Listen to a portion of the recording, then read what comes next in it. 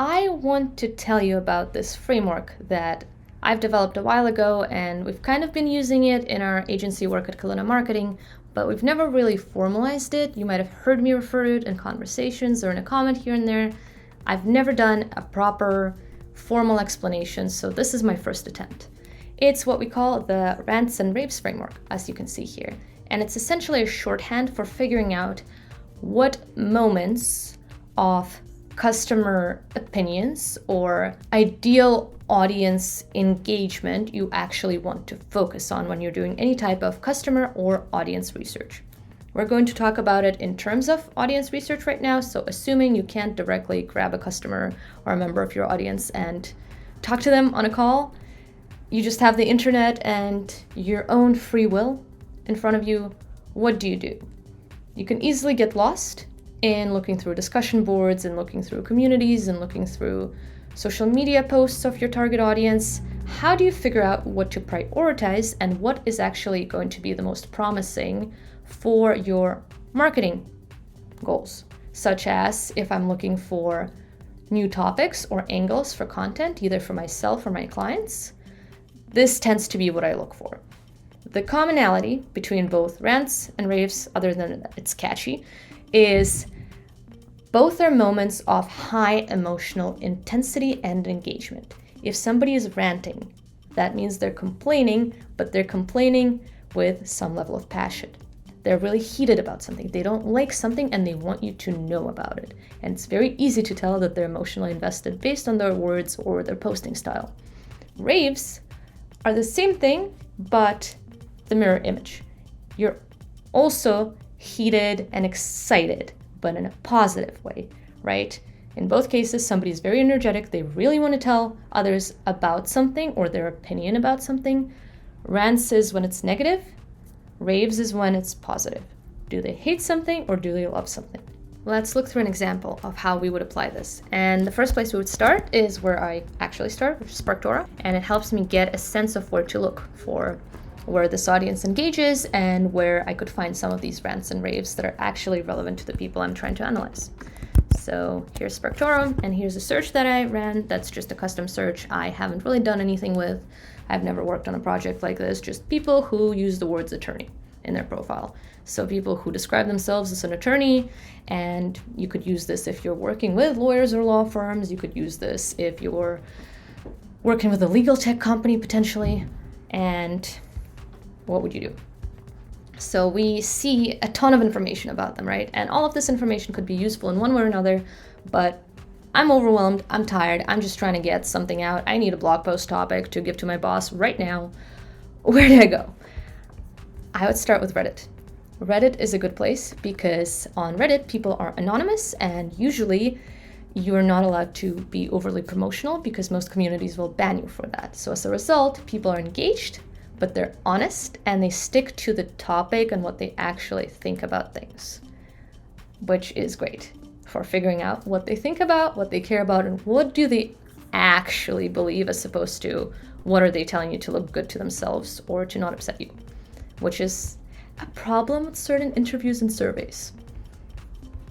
And when we look at these results, pretty much as expected, the top results are all law related, right? So here's a community, R legal advice, that is another community that's r/law firm. Let's say I'm trying to reach people who are solo and small law firm practitioners. So I would go to this community and I would immediately start looking for what posts are popular but recent. And I do this by clicking top and then usually filtering to this week. And if the community is not too active, I'll go to this month. But okay, I'm seeing some stuff that is active. There's a post with 70 upvotes and 83 comments. That's quite a bit of comments related to the reactions. So it seems to me that people are pretty heated. Let's click and see if we can find any specific rants or raves. I assume rants because this is so negative focused in terms of the way the post is already framed. It's framed as a complaint and the post itself seems like a rant. So I assume a lot of the comments would be similar.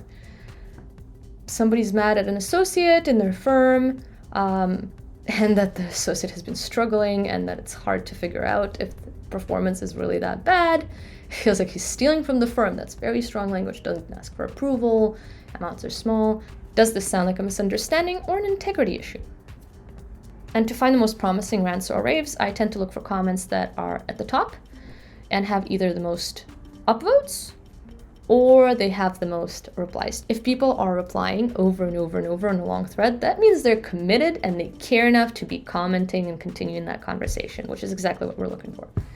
So we see this one. I'm going to have an unpopular opinion. I think this is indicative of deeper issues. He has free parking less than a block away, not lack of respect and accountability. Somebody is agreeing, not unpopular at all. I don't understand. I would be so scared. This is the most free. I would never get this. How could this be? As an attorney, I'm just saying charging anything to a firm is acceptable, but a massive red flag. I'm seeing a lot of people getting quite emotional or quite invested into this argument. And what I would take away from this immediately is there are issues for small law firms in figuring out the right people to hire and testing them for integrity, but also knowing when somebody just needs extra help or when it is a deeper issue. Then I'm seeing a few other specific angles, something about parking, something about maybe onboarding, something about how to hire a person, maybe figuring out what is appropriate to charge to a law firm or not as an expense that's associated with your work.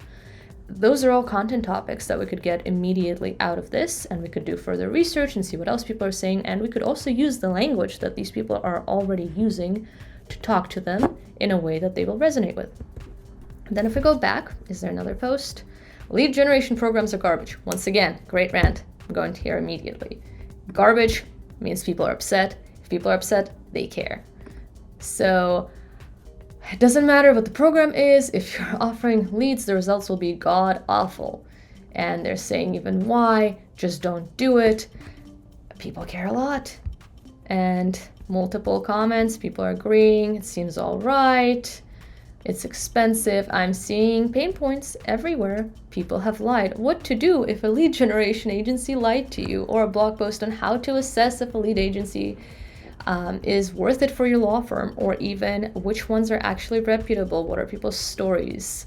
I can see people using swear words. That means they really care, and if you made content about it, it's probably gonna resonate. Let's see if we can find a rave. Those are often harder on things like Reddit, but I hope we can. Maybe we can check another community through the SparkToro results. Maybe lawyer talk? Let's see. Top this week. More and more rants. Those are great. This is fascinating, seeing what's not working. I wonder if there's any comments here on what they do like. I don't read anything. How are they gonna pick? Exactly, I don't get it. Seems like an ad. Get an obsession. Slick ad placement. Okay, so people are mad what somebody's trying to market. Okay, let's see stuff that's older. It depends on the community, right? Some of them are very positive, some are very negative. This one seems to be mostly negative, unfortunately. Okay, this one seems funny. It's a meme with multiple types of practices. As a family law attorney, this is too real, please delete. I've never been so offended.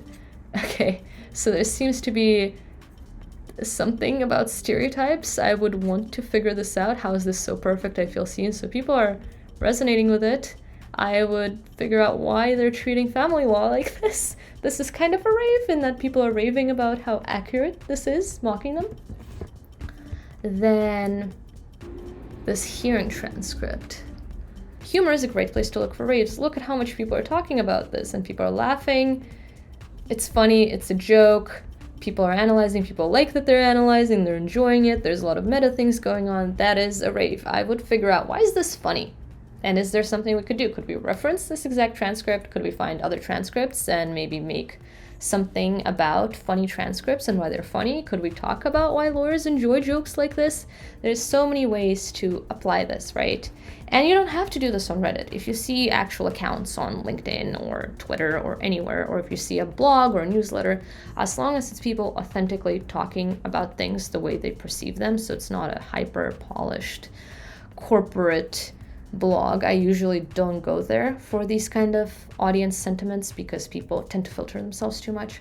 If it's something where you can trust people are being mostly honest and you can see what's resonating and you can see some type of discussions, there you go. That is where you want to look for places where people are really, really negative and complaining about something. That's your rant. Or places where people are really excited and are sharing how much they like something or think it's funny or want to recommend it to somebody, and that is a rave. Rants and Raves framework. Let me know what you think. I'll probably be making more content about it in a template, so if you have any questions, leave them in the comments. I will be reading them. Thank you.